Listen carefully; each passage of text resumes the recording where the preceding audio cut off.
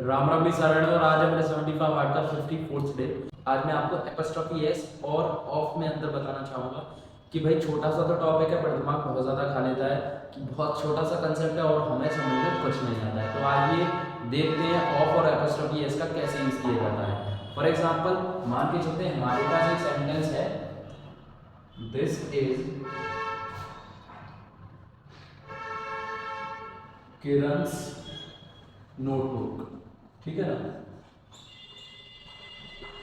This is किरण's notebook. अब इधर हम कर क्या रहे हैं कि इसका सेंटेंस का मतलब क्या है, ये है किरण की नोटबुक है। ठीक है ना, ये है किरण की नोटबुक को मैं नोटबुक में लिख देता हूँ, नोटबुक।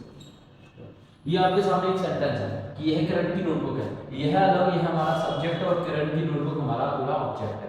हेल्पिंग वर्ब यहाँ पे लगी हुई है, सिंगुलर सब्जेक्ट के हिसाब से हमारी हेल्पिंग वर्ब लगी है, इज आ रहा है, प्रेजेंट का सेंटेंस है। अब बात करते हैं इधर कि किरण फिर की, देख रहे हैं आप एपस्ट्रोफी एस को, नोटबुक किस तरह से लगा हुआ है एपस्ट्रोफी एस से, लेकिन इसमें कर क्या रहेगा, वो हम चेंज कर देंगे पूरा। क्या कर देंगे, किरण की नोटबुक को रिप्लेस करके हम ऑफ कर देंगे।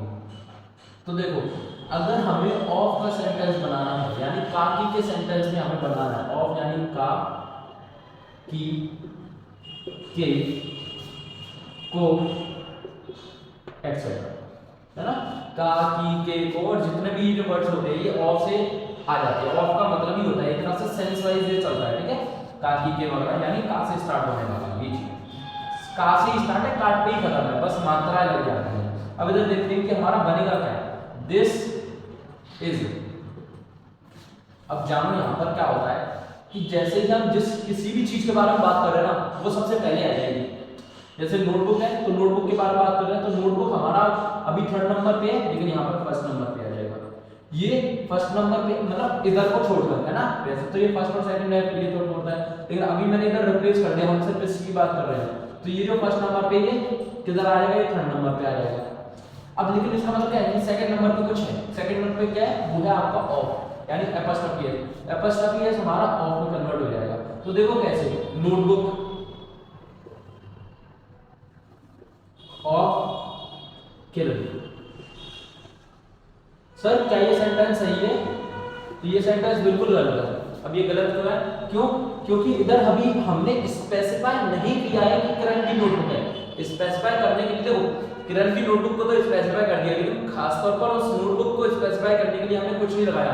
तो अगर ऐसा होता है कि नाउन हेल्पिंग वर्ब से जस्ट बाद आपका नाउन आ रहा है, ठीक है, और उसे जस्टिफाई करना है ऑफ को लेकर, तो हम उससे पहले आर्टिकल द का यूज कर देंगे।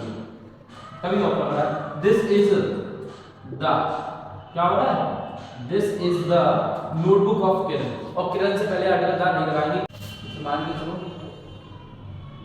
India's parliament. वैसे तो पार्लियामेंट के पहले दा नहीं आता है, लेकिन अंदर एक्सेप्शनल केस क्या बना, आप इतने जस्टिफाई करना पड़ेगा किसकी, की भारत की पार्लियामेंट है, भारत की संसद। तो हम क्या करेंगे, पार्लियामेंट को पहले लगा देंगे और उसके पहले लगाने से पहले द पार्लियामेंट कर देंगे। किसकी, of, the parliament of India. I hope कि ये चीज आपको समझ में आ गई होगी। पार्लियामेंट सबसे पहले आ गया, उसके साथ हमारा खाली भी आया नाउन, वो आर्टिकल लग के आया क्योंकि ये नाउन है, फिर जस्टिफाई करने के लिए ऑफ, देन आफ्टर आपका इंडिया, तो the parliament of India. I hope ये चीज आपको पसंद आ गई होगी। अगर ऐसी और भी वीडियोस चाहिए तो हमारे चैनल को सब्सक्राइब कर लो, रेक्सप्रेस इंग्लिश क्लासेस। इसलिए मैं हमेशा कहता हूँ, अगर मिटाना इंग्लिश का क्लास, जॉइन रेक्सप्रेस।